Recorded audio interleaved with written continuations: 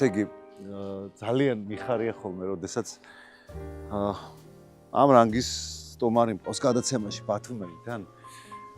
იმიტომ რომ მე ხო საკმაოდ დიდი ვარ და შესაბამისად ბევრი დადებითი ემოცია მოდის ხოლმე ასეთი სტუმრისგან. გახსენდება რაღაც ის ატმოსფეროები, რომელიც აღარ არის, დაიკარგა უკვე. გახსენდება ბათუმი და ბათუმელები, რომლებიც თავისთვის მყუდროდი ცხოვრობდნენ და ეს სიმყუდროე ცოტა მოერღვათ. და ბევრი ნოსტალგია გაუჩნდათ იმ ატმოსფეროების მიმართ და მეც მათ გვერდით ვარ ხოლმე ხშირად ამ ემოციებში. ჩემი სტუმარი დღეს არის ჟურნალისტი სრული ამ სიტყვის მნიშვნელობით. ადამიანი, რომელსაც ძალიან ბევრი ქარტეხილი აქვს თავის პროფესიაში გამოვლილი. მარინა კუპრეიშვილი. მე ვფიქრობ, რომ უნდა დამელოდოთ, იმიტომ რომ ძალიან ბევრ საინტერესო თემას შევეხებით. ეჭვი არ შეგება.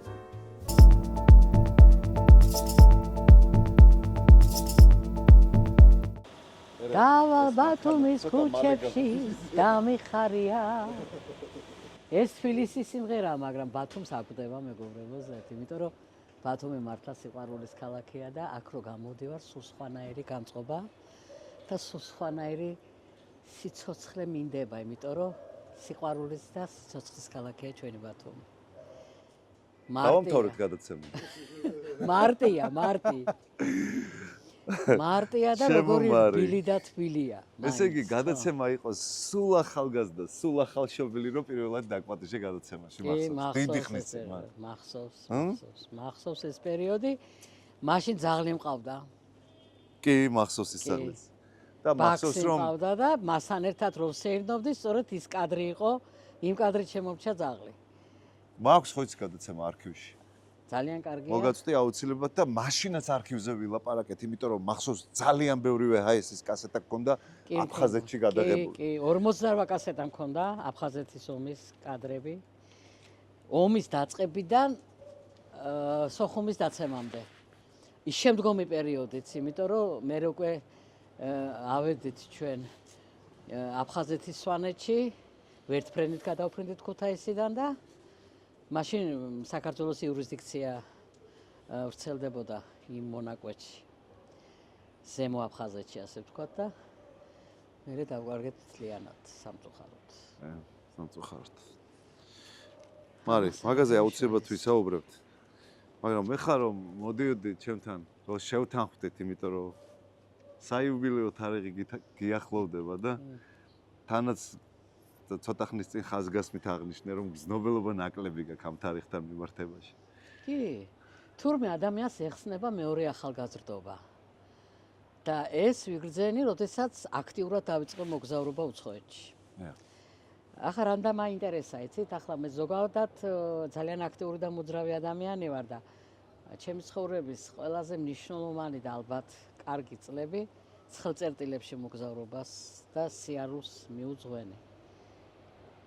ახლა ყველა ადამიანს ოდნავ თუ განათლებულია და წიგნიერი ცხადია აინტერესებს მსოფლიო შედევრები, ხელოვნების ის უნიკალური ნიმუშები, რამაც სამყარო უკეთესი გახადა. და სამყაროს კულტურული ნაწილი. სამყაროს კულტურული ნაწილი, რა თქმა უნდა, ის არქიტექტურა, მხატვრობა, პლასტიკური ხელოვნება, ძალიან ბევრი პლასტიდაშრია მაქვს. და ის რაც წამეკითხა, რაც გამეგონა, მინდოდა საკუთარი თვალით მენახა და ბოლო წლებია ძალიან აქტიურად მოგზაურობ. კიდევაც მეუბნებიან, შენ იმდენს მოგზაურობ, გახსენე სამოგზაურო ტური. მე მირჩევნია იქ ვიყო როგორც დამთვალიერებელი და როგორც ორგანიზატორი. იმიტომ სამყაროს მაშინ აღვიქვამ ისეთს, როგორიც მაშინ წარმომედგინა და ხვდები რომ სწორი აქცენტები მქონია მაშინაც, იმიტომ რომ როდესაც მიქელანჯელოს, რაფაელის, ლეონარდო და ვინჩის, ჯორჯონეს, რუბენსის ძალიან დიდი სიაა.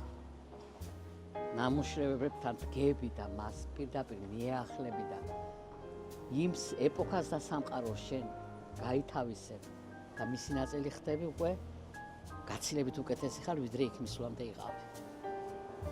ხელოვნება მართლა გადაარჩენ სამყაროს. ეს რომ არა, მართლა უფერული და ნაცრისფერი იქნებოდა ცხოვრება. სხვათა შორის ერთ-ერთი თემა, რაზეც ვფიქრობდი, უფრო დალხენილი და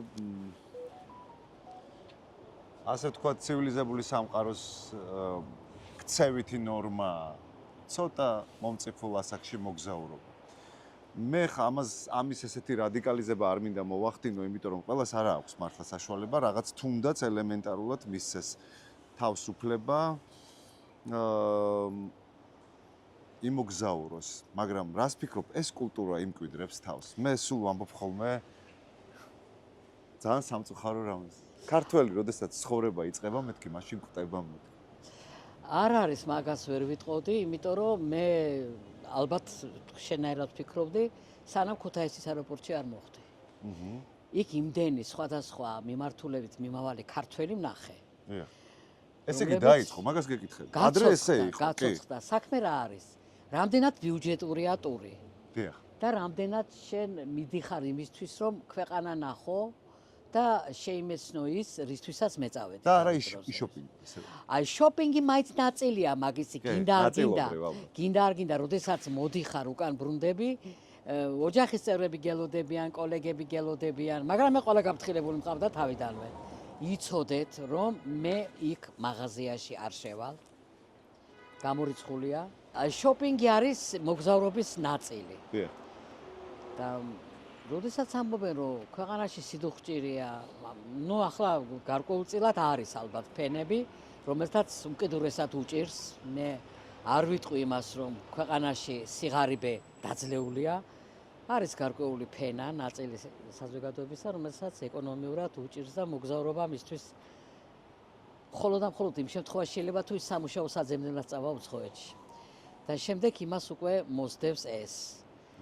როდესაც იქ გათვითცნობიერდება, დამკვიდრდება, ფულსი შოვის, ოჯახსაც დაეხმარება, უკვე უჩნდება ინტერესი, რომ ნახოს ის ქვეყანა, სადაც არის. ასეთი ტურიზმიც არის, რაც მე ვთქვი. მაგრამ აი მე მაგალითად პირდაპირ წავედი როგორც ტურისტი, როგორც მაძიებელი და ძალიან გამდიდრებული დავბრუნდი. როდესაც ყვები ხოლმე ახალგაზრდები ისე შემომეწყობიან ირგვლივ და მისმენენ, იმიტომ რომ ძალიან გაძლიერებული მაქვს ამ სილამაზის აღქმა. ასაკთან ერთად მოდის ეტყობა ეს ყველაფერი და რას მიქვია 60 წელი. მე ვარ 17 წლის, როდესაც მივდივარ. ტოლს არ უდებს ხვებს მოძრაობაში, სიარულში, აღტაცებაში. მე არადროს არ ვმალავ ემოციას. და ვცდილობ, რომ მეტი პოზიტივი იყოს. და მეწოდება ადამიანი, რომელიც იმიტომ რომ თვითონ არა ბედნიერი სხვას უნდა იყოს უბედური. აი ასეც ვერ ვიგებ, იმიტომ რომ ეს ყველაფერი სახში უნდა დატოვო და რომ გარეთ რო გამოდიხარ, უნდა გამოხვიდე ისეთი, როგორიც ხალხს უნდა დაგინახოს და შენც სურს რომ შეხვდე ადამიანს, რომელიც კი არ შემოგბღავლებს, ვაიო. პირიქით გაღიმებული მოგესალმება, რაღაც სასიამოვნოს გეტყვის. აი დღეს რომ მითხარი კომპლიმენტი, აი ძალიან მესიამოვნა. შემთა რა უნდა წლებს. რა თქმა უნდა. შემთა რა უნდა წლებს. მაგრამ იცი რა მინდოდა მეკითხა. ცოტა ისე არალირიულ გადახვევას ვაკეთებ. კი ბატონო. ფიქრობდი რომ ძალიან მნიშვნელოვანი და საინტერესო გამოცდილების პროფესიულ საქმიანობას ეწეოდი წლების მანძილზე. განსაკუთრებით იმ პერიოდში, როდესაც კონფლიქტი იყო პიკში და იყო ომი ქვეყანაში. ამ პერიოდში დადიოდი, მე ცოტა მსუბუქად მეჩვენება ხაზი გაუსვა და ვთქვა, რომ ცხელწერტილში. ცხელწერტილში კი არა, გადიოდი იქ, სადაც სერიოზული საფრთხე ემუქრებოდა მინიმუმ სიცოცხლეს. სადაც გარანტია იყო 0. გარანტია იყო 0. და ეს უმნიშვნელოვანესი ნაწილი შენი საქმიანობის, რომელიც ბოლომდე ამძაფრებს ამ პროფესიის ეგზისტენციას, თლიანად შინაარსს სulis. დიდ ბარათს გაძლევს, მწვანე ბარათს, რომ თუნდაც ახალგაზრდა, მე არ მიყვარს ამ სიტყვის გამოყენება, მაგრამ ამ პროფესიის ადამიანებს დღეს რაღაც შენი უთხრა. რო გქონდეს საშუალება და რო გქონდეს კათედრა შესაბამისი. რას ეტყოდი დღეს ჟურნალისტებს? მე მქონდა ძალიან კარგი წლები, როდესაც როგორც პედაგოგმა ხელოვნების უნივერსიტეტში ჟურნალისტიკის მიმართულების სტუდენტებს გაუზიარეთ ჩემი გამოცდილება, როგორ უნდა იყოს ჟურნალისტი, როდესაც საომარ არასტანდარტულ სიტუაციაში იმყოფება, რა უნდა გააკეთოს, როგორ უნდა იყოს მისი მთავარი ამოცანა, მან არ უნდა შეუქმნას არც სამხედროებს, რომლებიც ამ პერიოდში ჟურნალისტს იცავენ, მოწყდეს მთავარ საქმეს, ესა უდანაკარგოთ გაიარო ეტაპი. ეს ძალიან რთული მომენტია. ჟურნალისტებთან ამ თემაზე მქონდა ლაპარაკი და ვერ ვიტყვი, რომ მე ჩემი გამოცდილება პრაქტიკულად და ვერბალურად მათ გაუზიარე. ვერც იმას ვიტყვი, რომ ჩემი შრომა, რომელიც ჩემი სურვილი იყო, არ დაფასდა. ვერ ვიტყვი მაგას, იმიტომ რომ მე არასდროს არ ყოფილვარ დაუსაქმებელი, არასდროს არ ყოფილვარ საზოგადოების ყურადღების მიღმა, არასდროს არ ყოფილვარ პრეტენზიული. მე ვარ თვითკმარი ადამიანი. ყოველთვის კმაყოფილდები იმით, რაც არის. როგორ ჩანს, ესას უნდა იყოს. მადლობა ძალიან დიდი.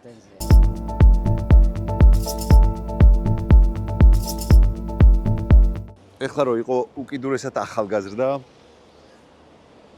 და კიდევ გიდგე იმ გამოწვევის წინაშე რომ ირჩევ პროფესიას. აირჩევდი თავიდან ჟურნალისტიკას. ჟურნალისტიკა არის ჩემი სხეულის და სულის ნაწილი. მის გარეშე მე ცხოვრება ვერ წარმოვიდგენია. ესე იგი აირჩევდი მაინც. რა თქმა უნდა, ახლა როდესაც საჯარო სამსახურში მუშაობ, გამომიჭერია ჩემი თავი, რომ ყოველთვის ვცდილობ ვიყო მოვლენების ეპიცენტრში, ყოველთვის ვცდილობ ვიყო მოვლენების რა ხდება სამყაროში და შინაგანად ვემზადები, მე ახლა ჩავალაგებ ზურგჩამთას და წავალ იქ.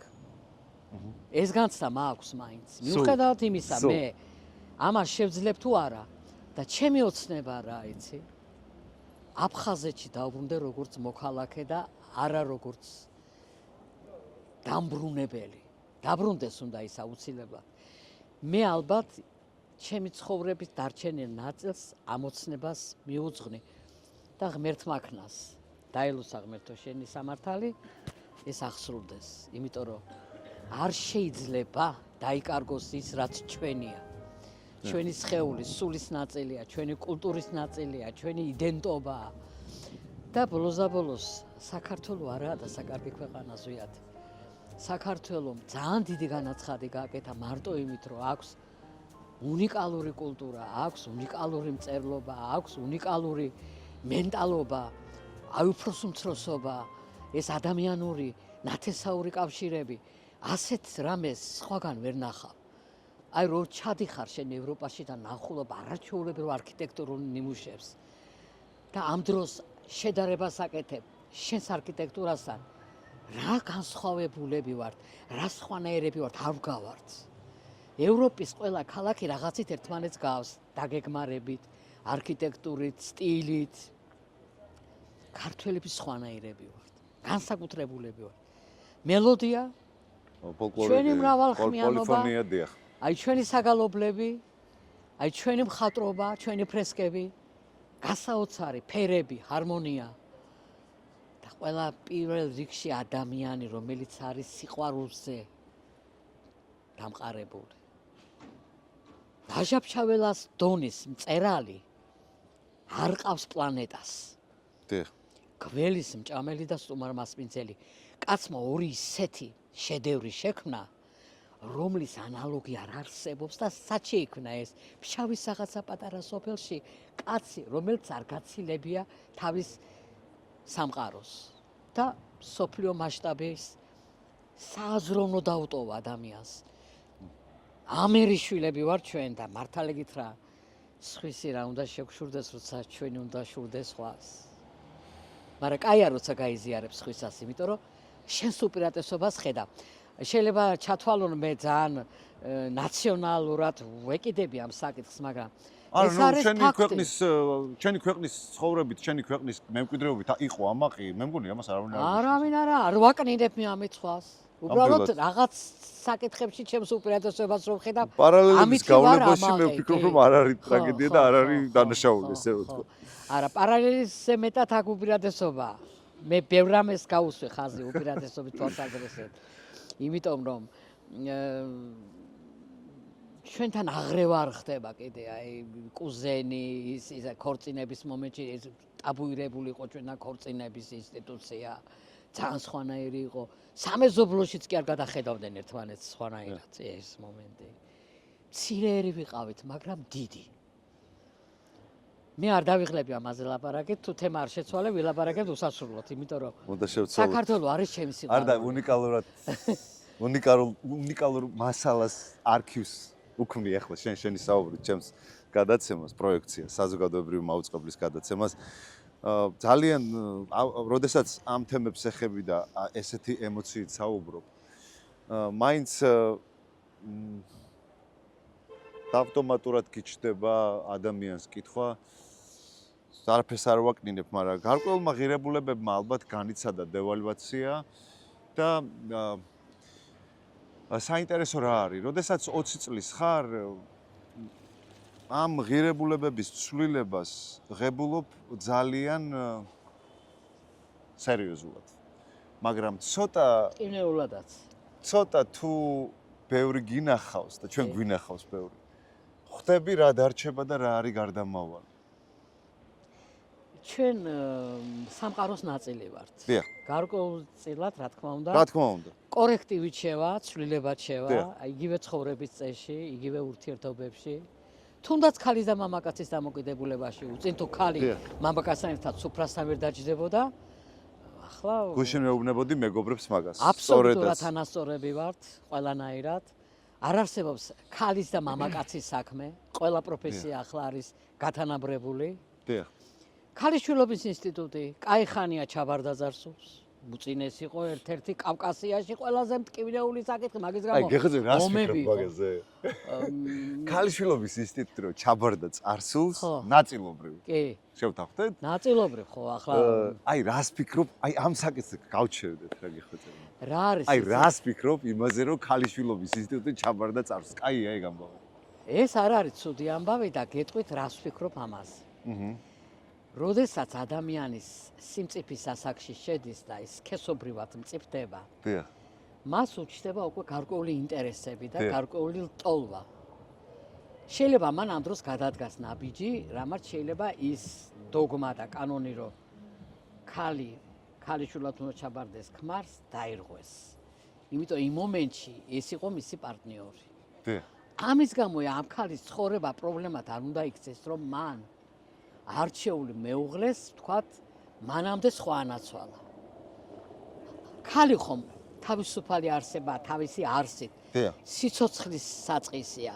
არ არსებობს მამაკაცი ქალის გარო არ იყო შობილი. ჯერ არ გამოგონილა რაფერი. ასე მკაცრად ქალის მიმართ ნუ იქნებია განწყობილი. ეს არ არის ერთგულება. მე მინახია ქალიშვილად ჩავარებული ქალი და ისე უღალატია ქმარისთვის, რომ შეიძლება ბოდიში ახლა ძალიან უხეშად თქვა და საროსკებოდან გამოყენებმა უფრო უერთგულოს ვიდრე ასეთმა. აი ასე უყურებ მე ამას. აი ქალიშვილობის ინსტიტუტი ხელშეუხლებლობისა და სიწმინდის ეტალონად არ გამოდგება. ეს ჭირდებოდა ისევ მამაკაცს. და არა ქალს. გაგვსრისა უცებ. არ დაგსრისეთ, ეს ასეა. მამაკაცი არის ზოგადად პატივმოყვარე და ჰეგემონი. მარინ მე ისე ფრთხილად და ისე შეპარვით დადრომ არ შევეხო ადამიანების გრძნობებს, ქალების უფლებების დამცველი ვარ, ჩემი გადაცემით ვერ აგიღწევ. ძალიან ხშირად ტირაჟირებ მე ამას და მე ძალიან მიხარია რომ სრული უფლება გაქვს თუნდაც თაობათა ცვლილებაში შენ გარკვეულ შეხედულებებს არ გაუკეთო კორექცია და დღეს რომ ჩემს გადაცემაში ასეთ განცხადებას აკეთებ რომ ჩვენ არ უნდა ვიყოთ ასეთი ულმობლები და სასტიკები ქალის მიმართ. რა თქმა უნდა. სრული სოლიდარობა მარინა კუპრეიშვილს. ყველაზე ცუდი რაც ხდება ეს მასობრივი ქმარყოფილების მიერ ცოლყოფილების მოკვდინება განსაკუთრებული სისასტიკით თან შვილების თანდასწრებით. ეს გახშირდა და ეს უკვე არის სერიოზული პრობლემა. განგაში ზარები უნდა ჩამოყრათ. ფემიციდი, ეგრეთ წოდებული ფემიციდი. დაშორდა ქალი მამაკაცი, იმიტომ რომ მათ ამოწურეს ერთად ყოფნის ყველანაირი ლიმიტი და ყველანაირი საშუალება, რომ იყვნენ ჰარმონიულად. ერთი მიდის მის გზაზე, მეორე მოდის მეორე გზაზე. რატო რჩება ქალი ყოველთვის მამაკაცის საკუთრებად მიუხედავად იმისა, მასთან არის თუ არა? ამას სერიოზულად უნდა, იცით, ეს ფსიქიკის მომენტია, აზროვნების მომენტია, ეს აღზრდის მომენტია და ყველაზე ცუდი არის ის, რომ ამ შემთხვევაში ოჯახში დედა ასრულებს ძალიან ნეგატიურ როლს, სამწუხაროდ. უდიდეს სამწუხაროდ. ეცე ბოლოს ფსიქოლოგი მყავდა გადაცემაში და დანაშაული ვახსენე რამდენჯერმე შობლის როლური დანაშაული, რასაც ქვია და ჩამისწორა რომ ზუსტად მოდი ამას შეცდომა დავარქვათ. ნუ იქნებით ესე შობლის შეცდომა. დიახ. რა არის, იცი, ძალიან ხშირად მშობელი ახლა ოჯახში მე ორი ბიჭი მყავს და ორივეს მისი ოჯახი აქვს და ორივე ძალიან ისეთნაირად შექმნეს ოჯახები, რომ ჩვენ იოტის ოდინ არ ჩავრეულობთ. არ ჩავრეულობთ, ნამდვილად ეს იყო მათი არჩევანი და ჩვენ ძალიან გაგებითა და პატივისცემით მოვეკიდეთ ამას, იმიტომ რომ ეს მისი პირადი ცხოვრებაა, ეს მისი პირადი სივრცეა და მას უფლება აქვს, რომ იცხოვროს ისე, როგორც მას უნდა. არანაირი შეკითხვები იქ არ დასმულა. მიიღო გადაწყვეტილება, ეს ასე უნდა იყოს. მაგრამ არის ქალები, რომლებიც ძალიან მძიმედ იტანენ ოჯახში ახალი წევრის შემოსვლას.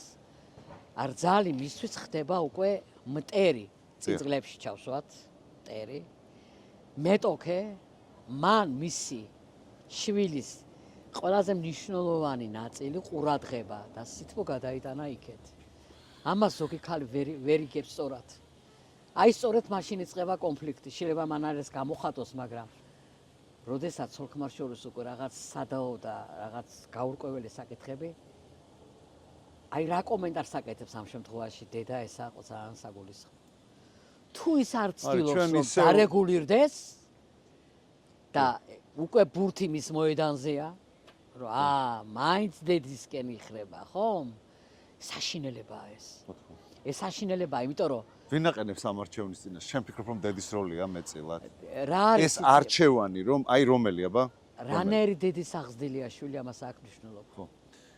დედის ფაქტორს ძალიან დიდი მნიშვნელობა აქვს. უდიდეს. დედა არის პირველ რიგში გამცემი, სითბოსის, სიყვარულის, სიცოცხლის. ქალის სიცოცხლის საწყისია. აი მარტისთვე მართლა ძალიან გავს ქალს. აი მარტის სითბოს გათებს, ეხლა როგორი მზეა. გვათბობს. აი შეიძლება უცბად აცალო და შეიძლება ისეთი სუსხი მოგცეს, რომ შევიფუთნო და თქვათ კიდეც რა გააჭირე ბოლოს და ბოლოს საქმე მართლა მარტო შენო. არა და ქალი ზუსტად მარტია. ამიტომა ყველა საქალო დღესასწაული მარტს უკავშირდება და ჩემი დაბადებაც მათ შორის. აბა როგორ? მარტელები ძალიან სხვანაირები ვარ. მარი, ზოგად საკაცობრიო თემას შევეხეთ, სეპარაციის თემას. სეპარაცია, რომელიც იმაზე რთული თემაა, ვიდრე შეიძლება წარმოსახვამ მიყვეს ამ პრობლემას და სეპარაციისთვის მომზადება აღზრდის ყველაზე დიდი გამოწვევაა, მაგრამ იმიტომ რომ ის შეიცავს ყველაფერს, აბსოლუტურად ყველაფერს, განსაკუთრებით ბიჭების შემთხვევაში რატომღაც მგონია, იმიტომ რომ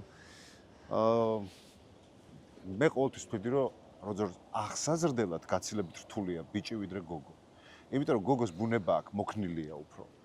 უფრო შინაარსი აქვს და ბიჭს სჭირდება ძალიან ბევრი რაღაცების სწავლა. ქალი თავისთავად ემოციური მოვლენაა და აი ამიტომ არის განსაკუთრებით ეს იგრძნობა პატარაობაში. გოგოები ეგრევე რაღაც ჩამოყალიბებულები არიან და ბიჭები მე ამაზე ჩემი აზრი მაქვს. ზოგადად შვილის გოგო იქნება თუ ბიჭი აღზრდაში აბსოლუტურად თანაბარი როლი უნდა შეასრულოს დედამაც და მამამაც. დიახ. არის საკითხები, როდესაც გოგოსთან დედა უფრო ახლოს უნდა იყოს. განსაკუთრებით სქესობრივი მომწიფების პერიოდში და არის საკითხები, როდესაც მამა ახლოს უნდა იყოს ბიჭთან. იგივე სქესობრივი მომწიფების. სხვათა შორის ჩვენმა თანამშრომელმა მითხრა რამდენიმე დღის წინ, კითხებ მეთქი შვილი რამ ხელაა და 6 წლის არისო ბიჭი ყავს. ისეთი საინტერესო რაღაც მითხრა. ეხლაო მე ცოტა გავუშვი მამასთან. სწორია. აი სწორედ ეს თქვი. სწორედ ეს თქვი. ძალიან თან ბიჭს მომეწონა ძალიან, ცოტა მოულოდნელი. მამაკაცური საწყისი ბიჭმა უნდა დაინახოს მამისგან. აი მე მაგალითად ჩემი სანდროს მაგალითს გეტყვი და ერეკლეს ურთიერთობას. ერეკლე სანდროსთვის არის ავტორიტეტი. აი მე ვხედავ რომ როდესაც თქვათ რაღაცაზე ვსაუბრობ და მithქვამს რომ სანდრო შენ ამას როგორ უყურებ? მამამ მითხრა და მამამ თქვა. ხო, ეს დომინირ, ხო, მაგარი ეგ. აი ეს მომეწონა ძალიან. აი გოგოსთან მიმართებაში კიდე მე ვთხარი შენი მამა არის ძალიან თავაზიანი და ძალიან მოსიყვარულე. მოწინააღმდეგეს ქესის მიმართ. შენ ცოტა გატყობ უხეშობას. ამით შენ ხوار მალა რომ პირიქით მოგწონს და ამიტომ იქცევი ასე. გაეცინა და მითხრა. მე და მამას ამაზე გვისაუბრია. აი სწორედ ეს მომენტია. აი ოჯახში ყალიბდება. რანაირი მამაკაცი და რანაირი დედაკაცი გაიზრდება, იმიტომ რომ ჯერ ცოლ-ქმარ შორის უნდა იყოს ჰარმონია, მაგრამ ოჯახი თვითონ სიტყვა გეუბნება. რთული ამბავია, კი. აქ არ არის ყველაფერი ისეთი იდეალურად. დავარცხნილი, ისე თუმცა ერთადერთი თუ მოახერხებენ იმდეს რომ შვილებამდე არ მიიტანონ ღია კონფლიქტი, შეიძლება შინაგანად ეს ატარებდნენ, ეგ. როდესაც აქამდე მიდის უნდა დაშორდნენ ერთმანეთს. მე ასე ვფიქრობ და ჯობია რომ ბავშვებმა ერთმანეთთან იარონ. დაში, გადავედით შემდეგ ეტაპს. ძალიან ბევრს ლაპარაკობენ იმაზე, რომ ოჯახები ინგრევა ძალიან ხშირად. უფრო მეტიც დედაჩემის თაობის ხალხისგან გამიგია, რომ დღეს მოთმინება აღარ იციან. შეიძლება პირველი ტალღა ცოტა აგრესიული იყოს მართლა ცნობიერების, მაგრამ ანუ პირველად სანამ რაღაცის კულტურა ჩამოყალიბდება და კულტურად გადაიქცევა. ასევე გამიგია ძალიან ბევრჯერ რომ დღევანდელი ცხოვრებით რო ეცხოვრათ წინათაობას ძალიან ბევრი ოჯახი ვერ შენარჩუნდებოდაო. ფიქრობ რომ ეგრეა? მე ერთ რამეს გეტყვი ახლა. დიახ. ხელოვნურად და იმის გამო რომ რა სიტყვის ხალხი. ბავშვებს რა უყო, ამის გამო შენარჩუნებულ ოჯახს დაშლილი მირჩევნები. გეხვეწები როგორი ბავშვები იზრდებიან ასეთ ოჯახში? შენი ვარაუდით, როდესაც აგრესიულები. გარეთ რას ფიქრობ? ნახე, ყველაზე დიდი ტრაგედია რაშია, როდესაც შენი პირველი კითხვა ხალხი რა სიტყვისა, ხალხი ესა ყველაზე ცუდი, ესა ნამდვილი კატასტროფა, მაგეთო გეუბნები მე. იმიტომ ამბობ მე რომ ჯობია თავიდანვე დაესვას წერტილი. იმიტომ რომ ეს შინაგანი დაძაბულობა ბავშვს ზრდის აგრესიულს. ასეთ ოჯახში გაზრდილი ბავშვი, ბიჭი ცოლის მიმართ იქნება ძალიან მკაცრი და საშინო არა მხოლოდ ცოლის მიმართ, ქალის მიმართ. ქალიც, გოგოც იქნება მოღალატე, იმიტომ რომ ის არასდროს არ იქნება გულწრფელი. ყველაზე მთავარი არის ნდობა და გულწრფელობა ოჯახური ურთიერთობის დროს. თუ ეს არ არის ნდობა და გულწრფელობა, ეს უკვე სიყვარულის ერთ-ერთი გამსაზღვრელი ნიშანია, როცა ენდობი ადამიანს, ესე იგი გიყვარს და მას მიანდობ შენს ყველაფერს და ერთგულებ, იმიტომ რომ იმის იქით შენ სხვა ადამიანი შენთვის ისეთ მახლობელი არ არის. ამას ემყარება სიყვარული. თუ ესენი არა, რა სიყვარულზეა ლაპარაკი მაშინ და ვის რა თუნდა მექანიკურად შექმნილი ოჯახი, სადაც კაცი ალთასაა, ცოლი ბალთასაა და ბავშვები ამ დროს არიან გაუგებრობაში. საბოლოო ჯამში ოჯახი არის სახელმწიფო საფუძველი. თუ სახელმწიფო საფუძველი მორყეულია, ყალბია, დაძაბულია, პრობლემურია, ტოქსიკურია, სახელმწიფოს უკვე სერიოზული პრობლემა ექნება ამით, იმიტომ რომ ამაზეა დამყარებული. ქვეყანა არის ამაზე დამყარებული. მაგრამ მაინც ვიტყვი, თუ მათ შორის მხოლოდ იმიტომ, რომ საზოგადოების ასუწევენ ანგარიშს და ეკონომიკურ მხარეს, რომ მე რო ახლა დავტოვო, მე ბავშვებს რა ეშველება, თუ ამის გამო ინარჩუნებენ, ეს იმაზე მეტი დანაშაულია გეთი. ვიდრე ოჯახის დანგრევა. იმიტომ რომ არ შეიძლება უსასრულოდ ადამიანი იყოს სტრესულ მდგომარეობაში. ამ დროს ძალიან ბევრ შეცდომას უშვებ და გარემ სამყაროს ტოქსიკურ გარემოს უქმნი. ამიტომაა რომ როცა პირად ცხოვრებას ვერ აწყობს ადამიანი, სამსახურშიც კოლეგის მიმართ არის აუტანელი. ხო, როგორი ჯაჭვურია რა, ასეთ ოჯახში გაზრდილი ბავშვები მიდიან სკოლებში.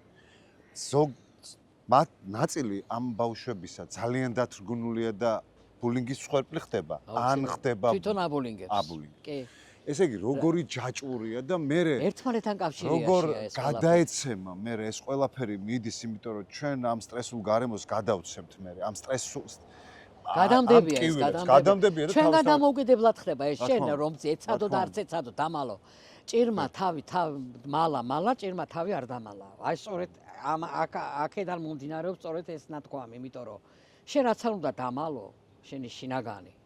ის მაინც ამოიფრქვევა, იმიტომ რომ კაცმა ჭირი მალა და ჭირმა თავი არ დამალა. რა თქმა უნდა, ამაშია საქმე.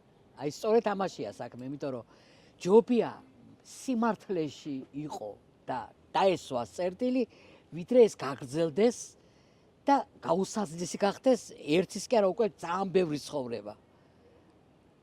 დავანებოთ თავის საზოგადოებრივი აზრი. საზოგადოებრივ აზრს ჩვენ პატივი ვცეთ, როდესაც სიტყვაზე ქვეყნის უშიშროებაზე ალაპარაკი, ქვეყნის მხოლოდ მოწყობაზე. სამოქალაქო კულტურის ნაწილში. ამაში უნდა ვიყოთ ჩვენ. არ დავანაგვიანოთ. არავით არ შეცვალე. ვიყოთ პატრიოტები გადამხდელები. კი, მაგე უნდა გავაკეთოთ. სხვისი უფლებები დავიწყოთ. სხვანაირად სახელმწიფო არ შედგება. რა თქმა უნდა, ჩვენ აგვერია ცოტა. ხო, აგვერია კი.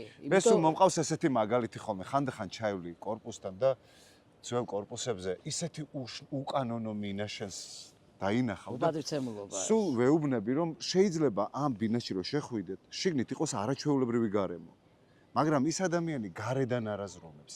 საერთო ფონს რო სპობს, ამას ვერ ხვდება. ესა სახელმწიფოებრივი აზროვნება. ხო, აი, ეგ დავიცვა. სახელმწიფოებრივი შევწყვეტ ბევრად ჯობია. სახელმწიფოებრივი აზროვნება იწყება. ვიდრე ახალ კორპუსი შევმინოთ სასტრაფო აივანი. კანონი იკანონებს და შენ დაიცავ კანონს. მიუხედავად იმისა, ეს კანონი შენთვის კომფორტულია თუ არა. რო ავდივართ ტრანსპორტში, ვიცით რომ ბილეთი უნდა შევიძინოთ. იმიტომ ეს აუცილებელია იმის გამო, რომ სატრანსპორტო საშუალებამ თავი შეინახოს.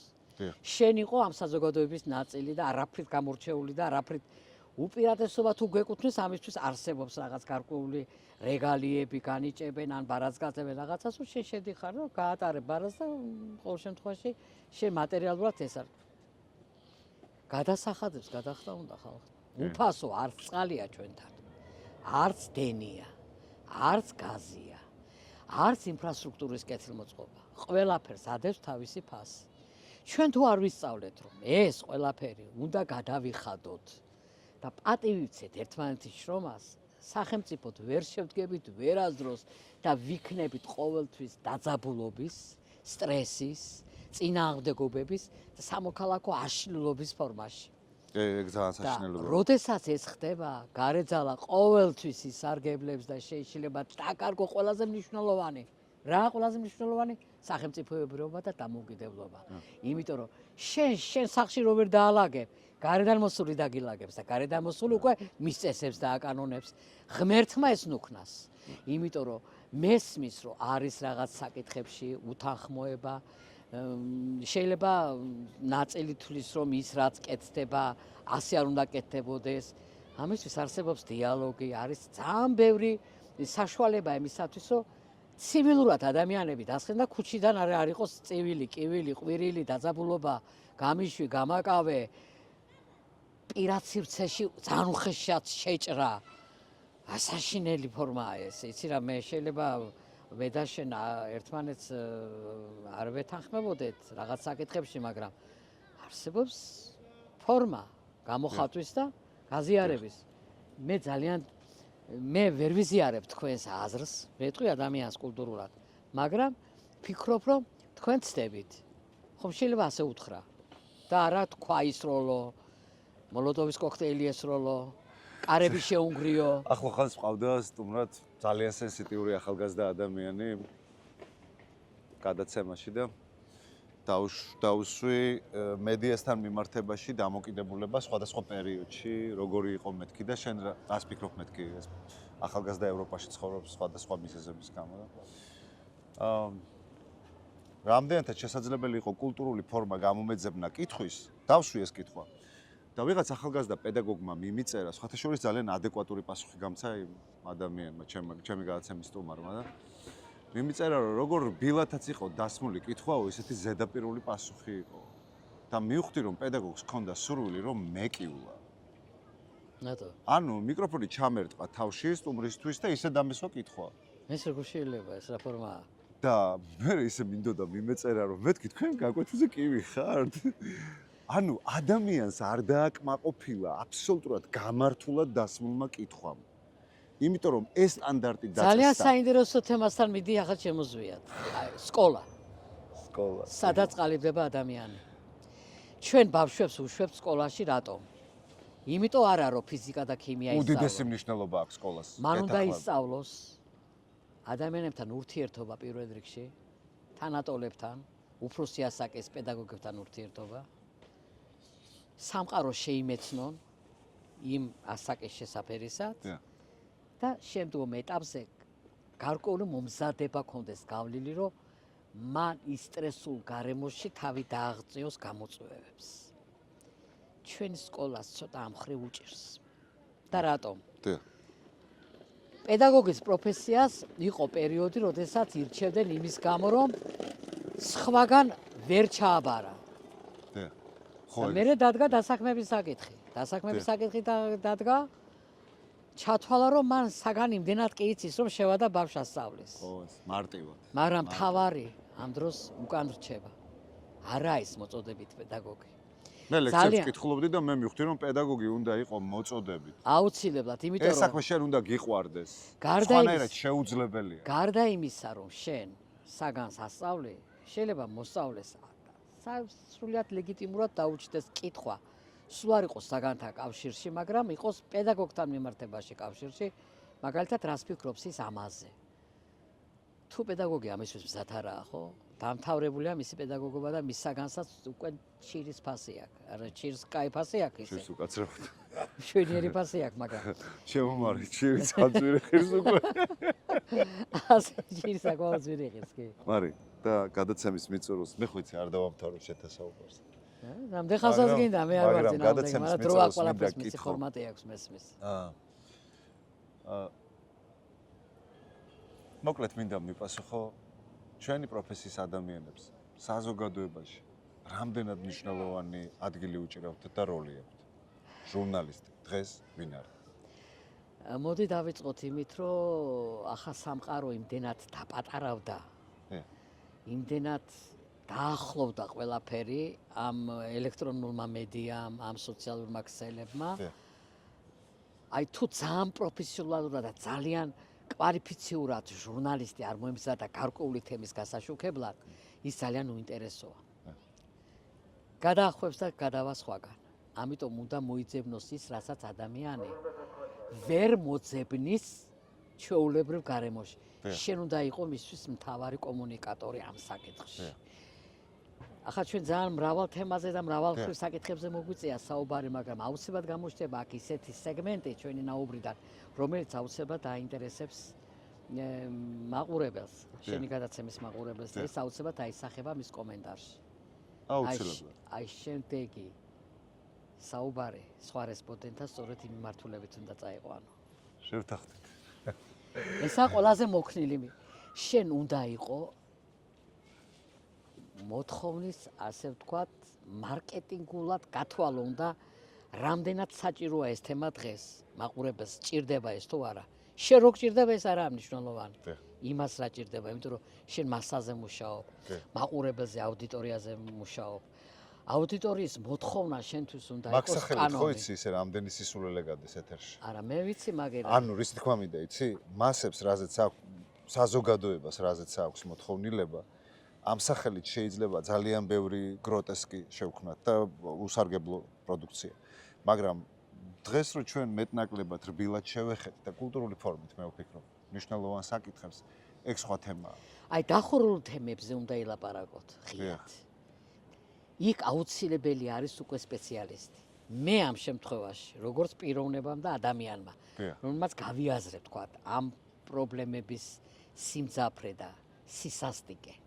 გითხარით ჩემი მოსაზრება, მაგრამ არიან სპეციალისტები, რომელიც ამ დარგის პირდაპირ შემსწავლელი და სპეციალისტები არიან. აი სწორედ მათ უნდა მიაწოდოთ თქვენი მეშვეობით, თქვენ უნდა გაატაროთ საზოგადოებამდე ის აუცილებლობა, რომ რატო არ უნდა იყოს ეს ისე და რატო უნდა იყოს ეს ასე. ადამიანისთვის უნდა იყოს ჰარმონიის მომტანი და არა გაუსაძლისი გაჭირვების და უბედურების მომტანი. ამისთვის არ შექმნილა ადამიანი. ისედაც რა სხვა ადამიანი შეიქმნა ბედნიერებისთვის. ყველა საკუთრება. უსაყვარლესი მარინა კუპრეიშვილი. მარი, ძალიან დიდი მადლობა და გილოცავ შენს მრგვალ თარიღს. დიდი მადლობა.